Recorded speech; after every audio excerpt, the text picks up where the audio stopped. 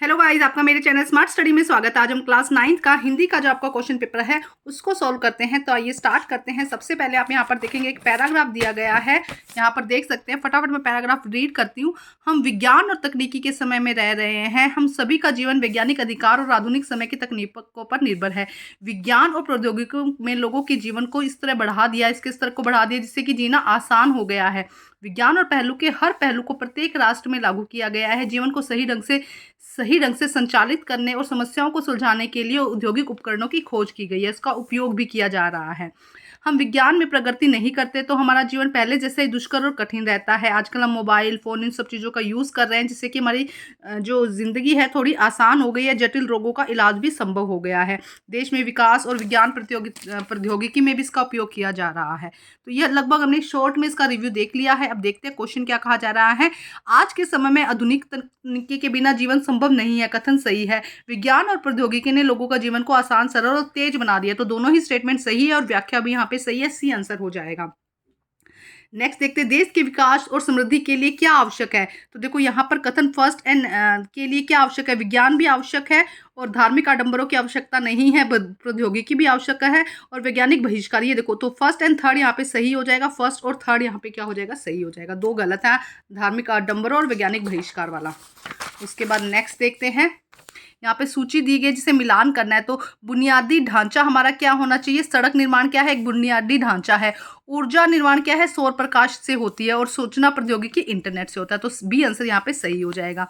उसके बाद नेक्स्ट देखो, आधुनिक उपकरणों की खोज से मनुष्य के जीवन पर क्या प्रभाव पड़ा है। तो जीवन आसान हो गया। आप सीधे से शब्दों में लिख सकते हैं कि आधुनिक उपकरणों की वजह से क्या हुआ है, जीवन आसान हो गया है, सरल हो गया और तेज बना दिया गया है। ठीक है। उसके बाद नेक्स्ट देखो क्या है, मनुष्य के लिए विज्ञान और प्रौद्योगिकी का साथ साथ में चलना क्यों आवश्यक है। क्योंकि दोनों चीजें जब साथ साथ में चलेंगी तो देखो उचित विकास और समृद्धि के लिए विज्ञान और प्रौद्योगिकियों का साथ साथ चलना आवश्यक है। तो देखो पैराग्राफ से ये आंसर इजीली मिल जाएंगे। उसके बाद एक काव्यांश दिया गया है, दो में से तुम्हें क्या चाहिए, कलम या तलवार।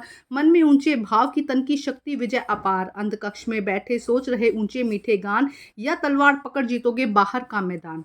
कमल देश की बड़ी शक्ति है, भाव जगाने वाली, दिल की नहीं दिमागों में भी आग लगाने वाली। पैदा करती कलम विचार के जलते अंगारे, और प्रज्वलित प्रण प्राण देश के भी क्या मरेगा मारे। लहू गर्म करने को रखो मन की प्रज्वलती विचार, हिंस जीव में बचने को चाहिए तलवार। एक भेद है और जहां निर्भर होते नर नारी, कलम उलगती आग जहां अक्षर बनते चिंगारी। तो पूरा यहाँ पे काव्यांश दिया गया है। अब हम इसमें पढ़ते हैं। काव्यांश में अक्षर बनते चिंगारी से क्या अभिप्राय है, क्रांतिकारी विचारों का उदय होना। काव्यांश का मुख्य संदेश क्या है। देखो यहाँ पे क्या कहा गया, तलवार की अपेक्षा कलम श्रेष्ठ है। कलम की अपेक्षा तो फर्स्ट सही है, तलवार श्रेष्ठ नहीं है। हिंसा के स्थान पर अहिंसा पे बल देना चाहिए। राष्ट्रीय चेतना के विचार को महत्व देना। तो सेकंड ये जो है गलत है, बाकी सारा सही है। तो आंसर हमारा क्या हो जाएगा, फर्स्ट थर्ड एंड फिफ्थ, जो फोर्थ है वो सही है। आगे देखो क्या, कलम भाव जगाने वाली देश की बड़ी शक्ति है। कलम बिल्कुल सही है। कलम से नए विचार, क्रांतिकारी विचारों को उत्पन्न करने की शक्ति मिलती है। तो दोनों ही यहाँ पे कथन और कारण सही है। नेक्स्ट देखो, कविता के अनुसार कलम की दो विशेषता बताओ कि भाग जगाती है, क्रांतिकारी विचार पैदा करती है ना। आप ऑप्शंस में से भी आंसर लिख सकते हैं। आप कलम और तलवार में से किसका चयन करेंगे, दो उदाहरण दिए तो हम कलम और तलवार में से कलम का चयन करेंगे क्योंकि ये भाव जगाती है, क्रांतिकारी विचार पैदा करती है, नए देश की समस्याओं को सॉल्यूशन मिल सकता है ना। तो इस तरीके से कुछ भी अपने शब्दों में आप लिख सकते हैं।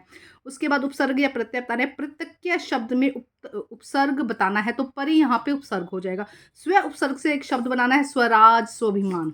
निर्जन शब्द से प्रयुक्त मूल शब्द पहचान कर लिखिए। तो निर्जन में जन यहाँ पे क्या है, मूल है, और निर यहाँ पे क्या हो जाएगा, उपसर्ग हो जाएगा। नैसर्गिक शब्द में निहित प्रत्यय पहचान कर लिखिए। तो एक नैसर्ग प्लस एक नैसर्गिक हो जाएगा। अनीय प्रत्यय से एक शब्द बनाइए, करणीय, गमनीय, कुछ भी आप बना सकते हैं। उसके बाद समास है, पूजा पाठ समस्त का समास विग्रह कीजिए। तो पूजा और पाठ हो जाएगा। और समास कौन सा हो जाएगा, द्वंद्व समास। रसोई घर शब्द में निहित समास का भेद लिखिए। तो तत्पुरुष समास, रसोई के लिए घर, तो तत्पुरुष समास हो जाएगा। जिसका पूर्व पद संख्यावाची हो वह समास क्या कहलाता है। ये मैंने एक सैम्पल पेपर में बहुत अच्छे से समझाया है समास, आप एक बार जरूर देख लीजिएगा। तो जिसका पहला पद संख्यावाची होता है उसे द्विगु समास कहते हैं, जैसे पंचतारा, नवग्रह। कर्मधारय समास का एक उदाहरण दीजिए, नीलकंठ। ठीक है। यथाविधि, यथा, प्रति, आज जिसमें लगा हो वो सब सारे शब्द कैसे होते हैं, अवयवी भाव समास के होते हैं। ठीक है। उसके बाद हमें वाक्य भेद बताना है। तो सबसे पहले, क्या तुम्हें मालूम है मेरे साहित्यिक पुरखों ने कि तुम्हारा जूता फट गया है। वाक्य भेद बताना है। तो ये क्या है, क्या तुम्हें मालूम है, तो ये कैसा हो जाएगा, प्रश्नवाचक। सालिम अली तुम लौटोगे ना, तो जब भी इस तरीके का निशान लगता है उसे क्या कहते हैं, विस्मय बोधक। यदि वह सपना सत्य हो जाता तो भारत की लघु कथा कुछ और होती। तो यदि वह सपना सत्य मतलब संकेत किया जा रहा है, तो ये क्या हो जाएगा, संकेतवाचक। वह नेपाल से तिब्बत जाने का मुख्य रास्ता है, तो सीधी सी बात की जा रही है, ये विधानवाचक। जब सीधी सी बात की जाती है तो उसे विधानवाचक कहते हैं। आज्ञावाचक का एक उदाहरण दीजिए, दरवाजा बंद कर दो, इधर आ जाओ, तुम चले जाओ, कुछ भी आप यहाँ पे एक एग्जाम्पल लिख सकते थे। उसके बाद अलंकार है, काली घटा का घमंड घटा, तो इस अलंकार कौन सा है, यमक अलंकार। तू मोहन के उर्वशी उर्मवी नवास, तो ये कैसा है, यमक अलंकार। सीधी चलते राह जो रहते सदा निशंक, जो करते विपल उन्हीं हरि का है आतंक, तो उन्हीं हरि का है आतंक, इसमें श्लेष अलंकार है। उसके बाद नेक्स्ट देखो, तरनी तर्जा टर तमाल तरवर बहु अच्छा है, तो तय वर्ण की पुनरावृत्ति हो रही है ना, तय तय तय आ रहा है, तो इसे अनुप्रास अलंकार कहते हैं। कोटिक एक कथदोत तिये धाम करिल के कुंजन ऊपर वारो, इसमें भी कै कै देखो पुनरावृत्त हो रही है ना, कै कै, तो ये भी क्या हो जाएगा, अनुप्रास। उसके बाद में आप देखेंगे यहाँ पे कि एक पाठ्य पुस्तक में से लिया गया है, चैप्टर में से लिया गया, टोपी आठाने में मिल जाती है, जूते उस जमाने में 5 रुपए से भी कम में क्यों मिलते थे। जूता हमेशा टोपी से कीमती रहा है, अब तो जूते की कीमत और भी बढ़ गई है, जूतों 25 टोपियां न्यौछावर है। तुम भी जूते और टोपी के अनुपातिक मूल्य मारे हुए थे। यह विडंबना मुझे इतनी तीव्रता से कभी नहीं चुभी जितनी कि आज चुभी है। जूता फटा देखकर तुम महान कथाकार, उपन्यास सम्राट, युग प्रवर्तक, जाने क्या क्या कहलाते थे, मगर फोटो में भी तुम्हारा जूता फटा हुआ था। तो जूता फटा हुआ चैप्टर में से लिया गया है। इस गद्यांश में तुम शब्द किसके लिए आया है, प्रेमचंद के लिए। प्रेमचंद के फटे जूतों में से चैप्टर में से लिया गया ना। जूता हमेशा टोपी से कीमती रहा है, इस कथन में जूता किसका प्रतीक है, तो जूता देखो शक्ति का प्रतीक है। उसके बाद में धन संपत्ति, मर्यादा और मान सम्मान, तो जूता किसका प्रतीक है, कथन में फर्स्ट और फोर्थ जो सही है, शक्ति और धन संपत्ति का। कथन और कारण देखना है। अब तो जूते की कीमत बढ़ गई है, एक जूते पर 25 टोपियां न्यौछावर है। अब व्यक्ति की पहचान उसकी धन संपत्ति से हो रही है, लोग व्यक्तिगत स्वार्थ के कारण अपने मान सम्मान को भी त्याग रहे हैं। तो दोनों ही कथन और कारण सही है, सी आंसर यहाँ पे सही हो जाएगा। नेक्स्ट देखते हैं हम, लेखक को कौन सी बात सबसे ज्यादा चुभ रही थी, प्रेमचंद के फटे हुए जूते का होना। तुम भी जूते और टोपी के अनुपातिक मूल्य के बारे में मारे हुए थे। इस कथन का क्या आशय कि प्रेमचंद्र की समृद्धि पाने की अपेक्षा लेखन की मर्यादा का पर विशेष बल ध्यान, उन्होंने क्या किया, लेखन पर ज्यादा वो बल दिया। अब यहाँ पे 2 प्रश्न करने, 3 प्रश्न दिए गए। स्वतंत्रता सहज नहीं मिलती, लेकिन उनको बार बार संघर्ष करना पड़ता है। 2 बैलों की कथा के आधार पर, इसमें आपको 2 बैल जो थे उनके बारे में उनकी कथा की, उनको स्वतंत्रता इजीली नहीं मिली थी, उनको किस तरह से संघर्ष करना पड़ा था, आपको वहां पे लिखना होगा। सालिम अली प्रकृति की दुनिया में एक टापू बनने की बजाय अथाह सागर बनकर उनमें उभरना चाहते थे। इसमें सांवले सपनों की याद के आधार पर इस चैप्टर को लेना है। तो सालिम अली प्रकृति से प्रेमी थे ना, चिड़िया जो मर गई थी उससे रिलेटेड, तो ऐड करके आप लिख देना। लेखक प्रेमचंद को अपना साहित्य पुरखा कहकर क्यों संबोधित करते हैं, फटे जूते के आधार पर बताइए। तो अगर आप मुझे कहेंगे तो इनके आंसर भी मैं आपको दे दूंगी। आप क्वेश्चन नंबर 4 देख सकते हैं, 3 प्रश्न आपको करने हैं। नेक्स्ट देखो यहाँ पे, क्या देख न सकती जंजीरों का गहना, हथकड़िया क्यों मैं ब्रिटिश राज का गहना, कोल्लू का चरक हूँ, जीवन का तान, गिनी पर उंगलियों ने लिखे गान।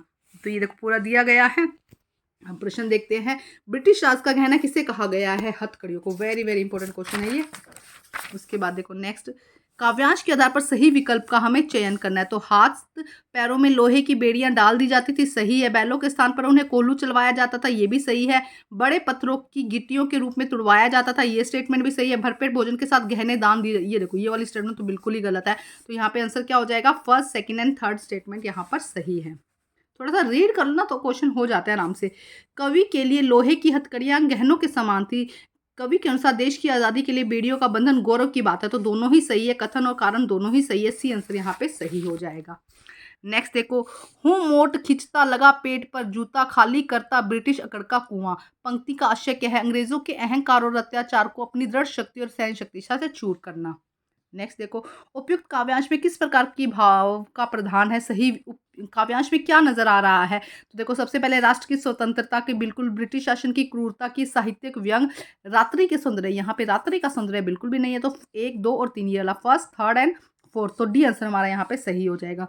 उसके बाद देखो यहाँ पे 25 से 30 शब्दों में देने थे। मेघ किस रूप में चित्रित किया गया उसके बारे में बताना है। कविता की कौन सी घटना एक हादसे में परिवर्तित हो गई, बच्चे काम पर जा रहे हैं, इसके बारे में बताना है।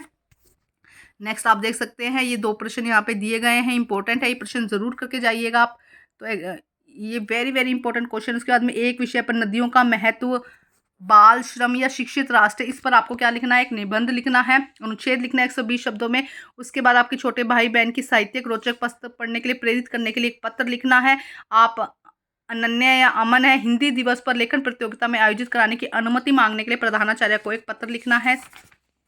उसके बाद नेक्स्ट देखो क्या कहा गया है, 3 माह का वितरण उपलब्ध कराने के लिए बैंक शाखा के लिए आपको ईमेल लिखनी है। उसके बाद में यहाँ पे क्या कहा है, एक लघु कथा लिखनी है, यहाँ पे कुछ हिंट्स दिए गए हैं। उसके बाद परीक्षा की तैयारी की चर्चा पर 2 विद्यार्थियों के मध्य संवाद लिखना है।